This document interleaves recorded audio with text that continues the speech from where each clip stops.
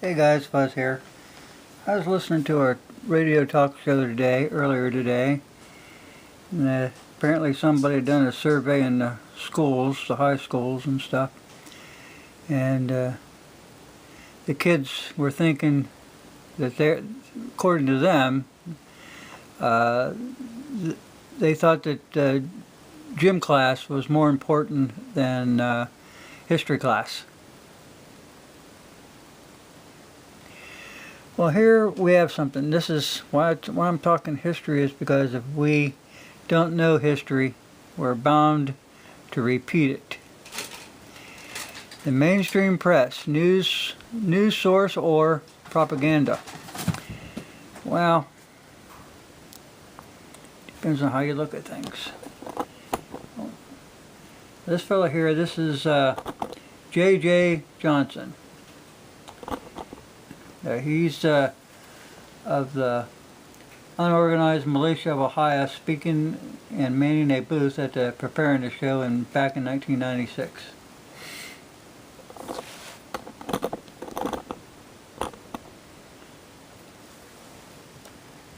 I'll just leave that there for a minute. If the news being fed to the American people, to the American public, were a drug or food, the Food and Drug Administration would probably have to shut down most major newspapers, news magazines, and television networks. We'd also lose many, many radio stations.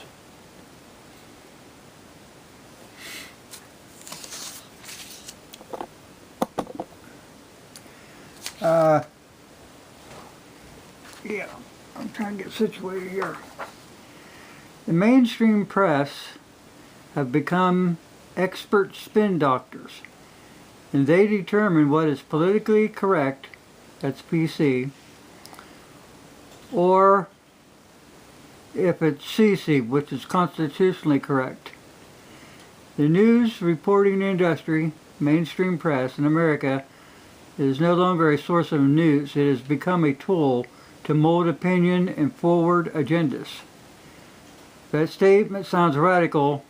If you take a look at the definitions of propaganda and news found in Webster's dictionary, propaganda is ideas, facts, or allegations spread deliberately to further one's cause or to damage an opposing cause.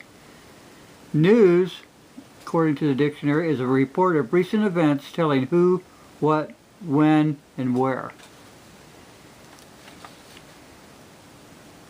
Some people use the term liberal press. Others see the press as a tool of the globalist. And others see there's no difference between the two. If we look at history, where did the agenda come from? According to Congressman Oscar Callaway's entry into the congressional records of 1917, J.P. Morgan selected 12 men in the newspaper publishing industry and hired them to identify the most influential newspapers in the United States. They selected 179 newspapers and studied the issue. They found out it was only necessary to purchase control of 25 major newspapers to control the general policy of the daily press throughout the United States. The newspapers were purchased. An editor was furnished to supervise and edit the contents to ensure that proper information was released regarding national issues. This policy also contained provisions that included suppression of everything in opposition to the wishes of the interests served.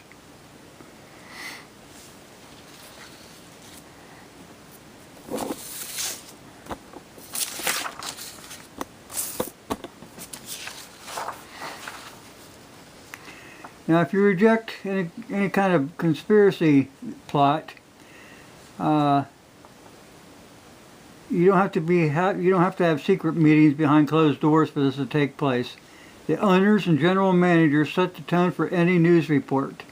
The bent of the mainstream press only has to be liberal or globalist at the top. The people who agree with the views move ahead in their careers, and others are just dropped by the main side.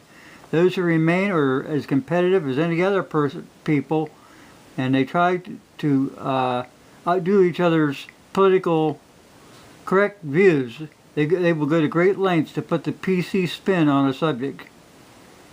If you look at terms that are no longer have meaning, look at some terms that no longer have the meaning they once had because of the PC spin. Survivalist no longer means what the late Mel Tappan meant when he coined the term and moved his family to a small farm to live off the land.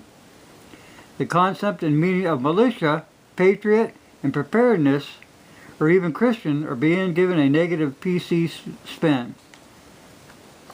Why would the mainstream press want to put a spin on the reporting on people from these groups? Could it be because many people with interest in these groups are not PC, that is, left-wing in their politics? Could it be that many of these groups are constitutionally correct and that aspects of politically correct are not counter with the CC? Constitutionally correct is their worst nightmare, and it's growing. They are losing their favorite tool. The racial card has been played to death by the PC crowd, and now the radical card can't stand up to close inspection. Keep in mind, it's not only the spin that they put on things that they tell you. What they choose not to tell you is also part of their agenda. Here's some specifics. If you're, up to date on the Second Amendment rights, gun control always gets plenty of press. The popular press was full of praise for the federal crime bill and the limitations it placed on assault rifles and firearm magazine capabilities. The crime bill was touted as a major victory by the mainstream press, and he won't rehash the details, but the crime bill is similar to a bill that was passed in New Jersey. The New Jersey bill was praised by Bill Clinton and his administration as an important cornerstone for future legislation. Did the mainstream press also tell you that the New Jersey law was recently struck down by the Supreme Court of New Jersey because it was unconditionally vague? If this is not news to you, well then think about what you just learned from it. It was not in the mainstream press, was it? The militia has been based by the mainstream press for recent years. The militia is made up of citizens exercising their freedom to assemble, freedom to bear arms, freedom of speech, and freedom to pursue happiness. Yet the mainstream press does not approve of the militia. Has the militia ever been guilty of drive-by shootings? No. Does the militia smuggle drugs into America? No. Has the militia ever been found guilty of participating in organized crime? No.